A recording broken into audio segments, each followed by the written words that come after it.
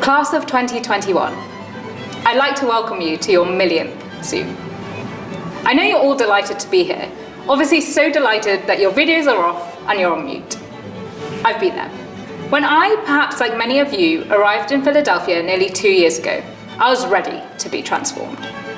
In the words of the only frame of reference I had to Philly at the time, I wanted my life to be turned upside down.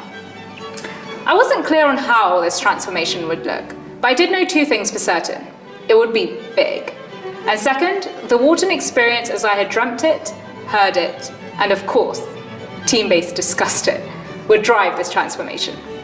For example, I knew the transformation would extend far beyond the classroom walls of Huntsman Hall, occurring on the ice of Antarctica and immersions in Japan, Israel, and Lebanon, occurring in the boxing ring and the hockey rink, and of course, occurring inevitably on the dance floor of Voyeur 2.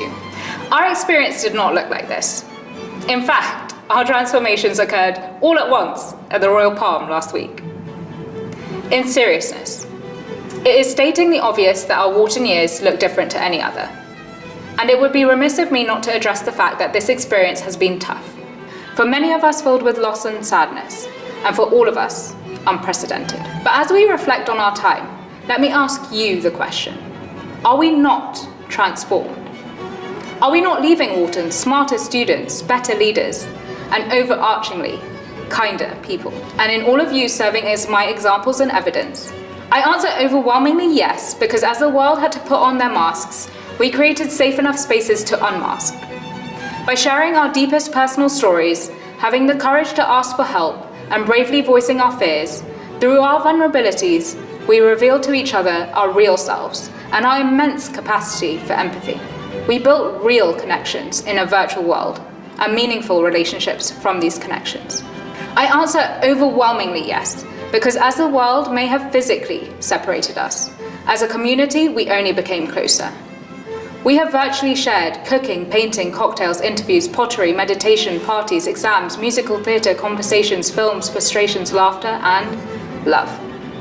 And in a virtual world, our appreciation of this community of resilient, rare, and remarkable people is more real than ever.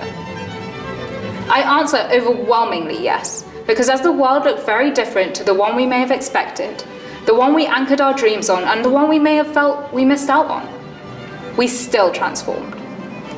In the acts of everyday kindness, dropping groceries to a classmate, organising birthdays on FaceTime, making pizzas for the community, volunteering our time for others, or simply just listening to one another, even when there were so many other loud distractions, you all have proven to be positively inspirational. So we have transformed, and it is bigger than ourselves. We are smarter students. While the intricacies of macroeconomics still elude me, well, honestly, even the basics do, evidenced by the multiple LTs I was lucky enough to rack up while they were being offered out as a limited time special, we have learned an unimaginable amount. About the questions that will follow us throughout our lives. We have learned about who we are as people, about how we react in times of adversity, and about what each of us stand for. We are greater leaders because we have had the courage to lead with kindness, empathy, and humility. Leadership in the quietest, but most intentional of senses, and in the hardest of times, even when no one was watching. And we are better people by virtue of knowing each other. So cheers to our transformations.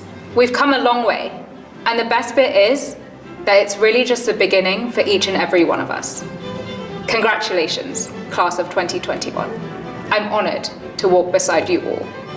Virtually, of course.